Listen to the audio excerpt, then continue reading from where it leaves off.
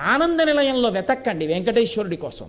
వెంకటాచల క్షేత్రంలో ఉన్న సామాన్యుడు తృప్తితో వెళ్ళిపోతున్నటువంటి ఆనందంలో మీకు వెంకటేశ్వరుడు కనబడతాడు. అక్కడున్నాడు. అందుకే స్వామి నటించుచుండు ఈ శైలమందు అన్నారు. ఆ పర్వతం అంతటి మీద ఆయన నర్తిస్తూ ఉంటాడు. ఆ పర్వతమేమి నమ్ముకున్నటువంటి వాడి ప్రతి ఇంటిలో, ప్రతి వాడి గుండెలో, వాడి ముందు, వాడి వెనక, వాడి పక్కన స్వామి నిలబడి ఉంటారు.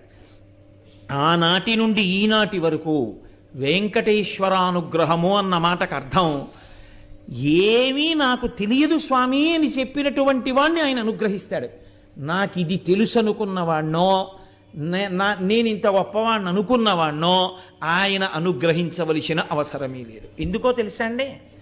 ఈ లక్షణం ఆయనకి ప్రధానంగా ఎక్కడదంటే, ఆయన ఎప్పుడు చెప్పుకున్నా మీరెవరు అంటే ఆయన మనకి చేస్తున్న